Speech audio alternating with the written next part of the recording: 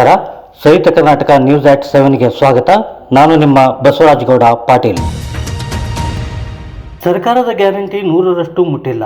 ಸರ್ಕಾರ ದಿವಾಳಿಯಾಗಿದೆ ಎಂಬುದನ್ನು ನಾನು ಈ ಹಿಂದೆಯೇ ಹೇಳಿದ್ದೆ ಎಂದು ಕೇಂದ್ರ ಸಚಿವ ಪ್ರಹ್ಲಾದ್ ಜೋಶಿ ಹೇಳಿದರು. ಹುಬ್ಬಳ್ಳಿಯಲ್ಲಿ ಮಾತನಾಡಿದ ಅವರು, ಸರ್ಕಾರಕ್ಕೆ ಯಾವುದೇ ಮುಂದಾಲೋಚನೆ ಇಲ್ಲ.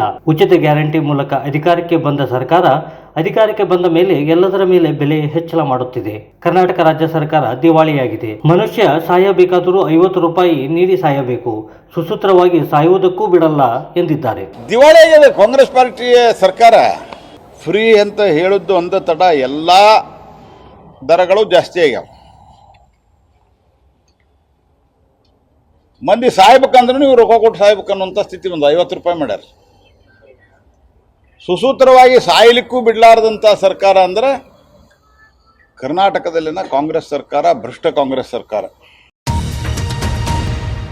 ಆಳಂದ ಪಟ್ಟಣದ ಹಜರತ್ ಲಾಡ್ಲೆ ಮಸಾಕ್ ದರ್ಗಾದಲ್ಲಿರುವ ರಾಘವ ಚೈತನ್ಯ ಲಿಂಗಕ್ಕೆ ಮಹಾಶಿವರಾತ್ರಿ ಅಂಗವಾಗಿ ಇಂದು ಕಡಗಂಚಿಯ ಶ್ರೀ ವೀರಭದ್ರ ಶಿವಾಚಾರ್ಯರ ನೇತೃತ್ವದಲ್ಲಿ 10 ಜನರು ಭಾರೀ ಪೊಲೀಸ್ ಬಂದೋಬಸ್ತಿನೊಂದಿಗೆ ಪೂಜೆ ಸಲ್ಲಿಸಿದರು. ದರ್ಗಾದಲ್ಲಿರುವ ಲಿಂಗಕ್ಕೆ ಪೂಜೆ ಸಲ್ಲಿಸಲು ಕಳೆದ ವರ್ಷ ಪೂಜೆ ಸಲ್ಲಿಸಿದ 15 ಜನರು ಮಾತ್ರ ಈ ಬಾರಿಯೂ ಪೂಜೆ ಸಲ್ಲಿಸಬೇಕು ಎಂದು ಹೈಕೋರ್ಟ್ ನಿನ್ನೆ ಆದೇಶ ನೀಡಿತ್ತು. ಆದರೆ ಕಳೆದ ವರ್ಷ ಪಾಲ್ಗೊಂಡ 15 ಜನರಲ್ಲಿ ಕೇವಲ 10 ಜನರು ಬಂದಿದ್ದರಿಂದ ಅವರಿಗೆ ಮಾತ್ರ ಪೂಜೆ ಸಲ್ಲಿಸಲು ಅವಕಾಶ ಕಲ್ಪಿಸಲಾಯಿತು.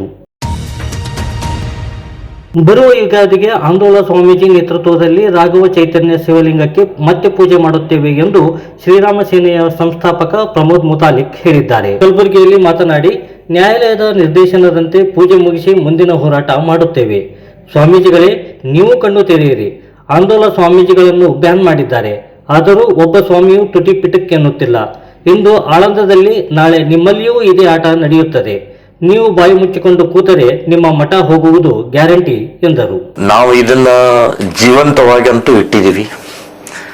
ನಾವು ಬಿಟ್ಬಿಟ್ರೆ ಇದು ವರ್ಷಕ್ಕೆ 1 ಸಲ ಅನ್ನುವಂಥದ್ದಾದರೂ ಅಟ್ಲೀಸ್ಟ್ ಜೀವಂತವಾಗಿರುವಂತ ಪ್ರಕ್ರಿಯೆ ಇದೆ. ಇನ್ನು ಇದನ್ನೂ ಬಿಟ್ಬಿಟ್ರೆ ಅದು ವಕ್ಫ್ ಆಗತ್ತೆ. ಈಗ ಆಗಿದೆ ನೋಡಿ. ಸೊ ಇದು ವ್ಯವಸ್ಥಿತವಾಗಿ ಅಟ್ಲೀಸ್ಟ್ ಇವತ್ತು ನಾವು ಕೋರ್ಟ್ ಆರ್ಡರ್ ಸಿಕ್ಕೋದು ಕೂಡ ನಾವು ಪೂಜೆ ಮಾಡುವಂತ ಅವಕಾಶ ಸಿಕ್ಕಿದೆ. ಇನ್ನು ನೀವು ಹೇಳಿದಂಗೆ ಹೌದು, ನಮ್ಮ ಹಿಂದೂ ಸಮಾಜದಲ್ಲಿ ಈ ಪೂಜ್ಯ ಸ್ವಾಮೀಜಿಯವರು, ಶ್ರೀರಾಮ್ ಸೇನೆ, RSS, ವಿಶ್ವ ಹಿಂದೂ ಬಿಟ್ರೆ ಇನ್ಯಾರಿಲ್ಲ. ಇವರು ಉಳಿದು ಸ್ವಾಮೀಜಿಗಳು ಸಾವಿರಾರು ಜನ ಇದ್ದಾರೆ. ಏನ್ ನಿದ್ದೆ ಮಾಡ್ತಾ ಇದ್ರಿ? ಸ್ವಾಮೀಜಿಗಳೇ, ನೀವು ಕಣ್ಣು ತೆರೀರಿ. ಪೂಜ್ಯ ಸ್ವಾಮೀಜಿಯವ್ರನ್ನ ಬ್ಯಾನ್ ಮಾಡಿದ್ದಾರೆ. ಒಂದು ತುಟಿ ಪಿಟಿಕ್ ಅಂತ ಇಲ್ಲ. ಏನಾಗ್ತಾ ಇದೆ? ನರಸತ್ತವ್ರ ತರ ಮಾಡಬೇಡಿ ಮಠಾಧಿಪತಿಗಳೇ. ಸ್ವಲ್ಪ ಯೋಚನೆ ಮಾಡಿ. ಇವತ್ತು ಅಲ್ಲಿ, ನಾಳೆ ನಿಮ್ಮಲ್ಲಿ ಲುಂಗಿ ಹಾಕುವಂತ ವ್ಯವಸ್ಥೆ ನಡೀತಾ ಇದೆ. ಕೋರ್ಟಿನಿಂದ ನಾವು ಪೂಜೆ ಮಾಡುವಂತ ಪರಿಸ್ಥಿತಿ ನಿರ್ಮಾಣ ಆಗಿದೆ. ಇದರ ವಿರುದ್ಧ ಹೋರಾಟ ಮಾಡ್ತಾ ಇರುವಂತ ಸಂಘಟನೆ, ಪೂಜ್ಯರ ಜೊತೆಗೆ ಕೈ ಜೋಡಿಸ್ಬೇಕು ಅನ್ನುವಂತ ಮಾನಸಿಕತೆ ಇಲ್ವಾ? ಸೊ ಈ ನಿರ್ಲಜ್ಜ ವ್ಯವಸ್ಥೆ ಹಿನ್ನೆಲೆಯಲ್ಲಿ ನಾವು ಹೇಳೋದು, ಯಾರು ಬರ್ತಾರೋ ಬಿಡ್ತಾರೋ, ನೀವು ಬರ್ತಾರೋ ಬಿಡ್ತಾರೋ, ನೀವು ಸಾಯೋರಂತೂ ಅಲ್ಲಿ ಇಷ್ಟೇ ತಾದು. ಮಠಾಧಿಪತಿಗಳೇ, ನೀವು ಬಾಯಿ ಮುಚ್ಕೊಂಡು ಕೂತ್ರೆ ನಿಮ್ಮ ಮಠಗಳ ಹೋಗೋದು. ಆದರೆ ನಾವಂತೂ ಬಿಡುವುದಿಲ್ಲ. ನಾವು ನಮ್ಮ ಸತ್ಯದ, ಧರ್ಮದ ಈ ವ್ಯವಸ್ಥೆಯ ವಿರುದ್ಧ ಹೋರಾಟ ಮಾಡುವಂತ ನಾವು ನಿರ್ಧಾರವನ್ನು ಮಾಡಿದ್ದೀವಿ ಅಂತ ಸ್ಪಷ್ಟವಾಗಿ ಹೇಳ್ತಾ ಇದ್ದೀನಿ. ಯುಗಾದಿಗೆ ಮತ್ತೆ ನಮ್ಮ ಪೂಜೆ ಪ್ರಾರಂಭ ಆಗತ್ತೆ. ಇದನ್ನು ಜೀವಂತವಾಗಿಡ್ತೀವಿ. ಇದನ್ನು ನಮ್ಮ ಕೈಗೆ ಸಿಗುವವರೆಗೆ ನಮ್ಮ ಹೋರಾಟ ಮುಂದುವರಿಯುತ್ತೆ ಅಂತನ್ನುವಂಥದ್ದು ನಾನು ಹೇಳ್ತೇನೆ. ವಿರೋಧ ಪಕ್ಷದವರು ಉಕ್ಕಿನ ಸೇತುವೆ ಬೇಡ ಅನ್ನುತ್ತಾರೆ, ಟನಲ್ ರೋಡ್ ಬೇಡ ಅನ್ನುತ್ತಾರೆ. ವಿಶ್ವದಲ್ಲಿ ಅತಿ ವೇಗವಾಗಿ ಬೆಳೆಯುತ್ತಿರುವ ಬೆಂಗಳೂರಿಗೆ ಏನು ಬೇಕು, ಏನು ಬೇಡ ಅನ್ನುವುದಾದರೂ ಅವರು ಹೇಳಲಿ ಎಂದು ಸಚಿವ ಪ್ರಿಯಾಂಕ್ ಖರ್ಗೆ ಹೇಳಿದ್ದಾರೆ. ಬೆಂಗಳೂರಿನಲ್ಲಿ ಮಾತನಾಡಿದ ಅವರು, ಕಳೆದ 3.5 ದಶಕಗಳಲ್ಲಿ ಬೆಂಗಳೂರು ವಿಶ್ವದಲ್ಲಿ ಸಿಲಿಕಾನ್ ವ್ಯಾಲಿಯಾಗಿ ಗುರುತಿಸಿಕೊಳ್ಳಲು ತಮ್ಮ ಸರ್ಕಾರದ ನೀತಿಗಳು ಕಾರಣವಾಗಿವೆ ಎಂದರು.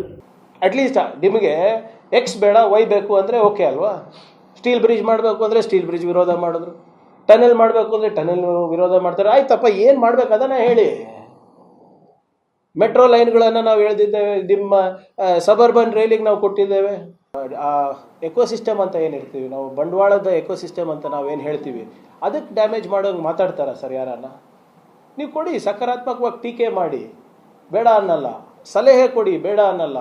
ನಿಮ್ಮ ಸಲಹೆಗಳು ಈ ಕೀಬೋರ್ಡ್ ವಾರಿಯರ್ಸ್ ಸಲಹೆಗಳಿಗೆ ಚೆನ್ನಾಗಿರ್ತಾ ಇದೆ ಒಂದೊಂದು ಸರಿ ಅಂದ್ಬಿಟ್ಟು ಅವರಿಗೆಲ್ಲ ಕಮಿಟಿನಲ್ಲಿ ಹಾಕಿದ್ದೀವಲ್ಲ ನಮ್ಮ ಸರ್ಕಾರದವರು. ಇವಾಗಿಂದಲ್ಲ, 20-30 ವರ್ಷದಿಂದ. ಆಮೇಲೆ ಇವರೆಲ್ಲರೂ ಹೆಂಗೆ ಮಾತಾಡ್ತಾರೆ ಅಂದರೆ, ಎಲ್ಲ ಅವರೇ ಮಾಡಿದ್ದಾರೆ. ಹೌದು, ಅವರ ವಿವೇಕತನದಿಂದ, ಅವ್ರ ಪ್ರಬುದ್ಧತೆಯಿಂದ, ಅವರ ಒಂದು ಕಾರ್ಯವೈಖರ್ಯದಿಂದ ಬೆಂಗಳೂರಿಗೆ ಒಳ್ಳೆ ಹೆಸರು ಬಂದಿದೆ. ಈ IT ಯಾರು ಮುಖ್ಯಸ್ಥರಿದ್ದಾರೆ, ಆದರೆ ಅದಕ್ಕೆ ತಕ್ಕಂಗೆ ನಮ್ಮ ನೀತಿಗಳು ಇತ್ತಲ್ವಾ?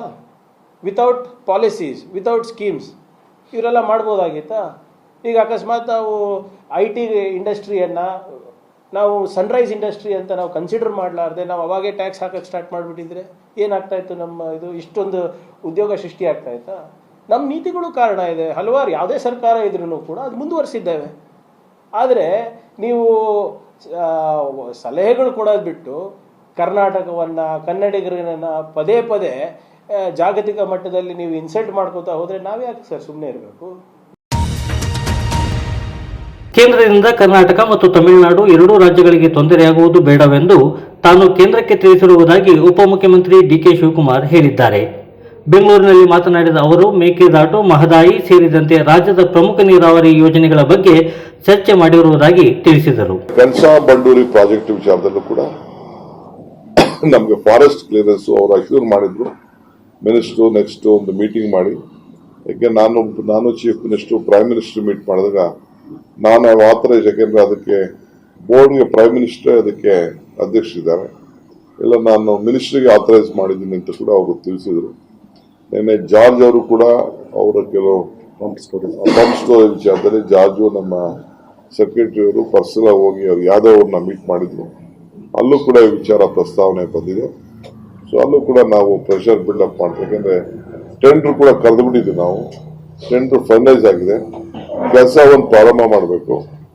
ಅದು ಯಾರಿಗೂ ಏನು ತೊಂದರೆ ಏನಿಲ್ಲ. ವೈಲ್ಡ್ ಲೈಫ್ ಕ್ಲಿಯರೆನ್ಸ್ಗೆ ಆಗಿದೆ. ಈ ಮಧ್ಯೆ ನಾನು ಪ್ರಹ್ಲಾದ್ ಜೋಶಿ ಅವರು ಕೂಡ ಪರ್ಸನಲ್ ಹೋಗಿ ರಿಕ್ವೆಸ್ಟ್ ಮಾಡಿದ್ದೆ.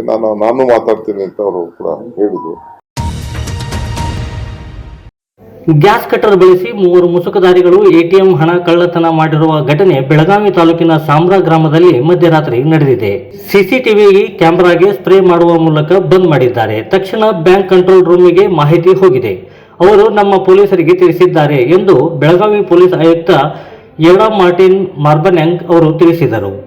ಪೊಲೀಸರು ಬರುವಷ್ಟರಲ್ಲಿ ಆರೋಪಿಗಳು ಕೇವಲ 7 ನಿಮಿಷದಲ್ಲಿ ಗ್ಯಾಸ್ ಕಟರ್ ಬಳಸಿ ATM ಕಳ್ಳತನ ಮಾಡಿದ್ದಾರೆ. ATMನಲ್ಲಿದ್ದ 25,600 ರೂಪಾಯಿ ಹಣ ಕದ್ದೊಯ್ದಿದ್ದಾರೆ ಎಂದು ತಿಳಿಸಿದರು.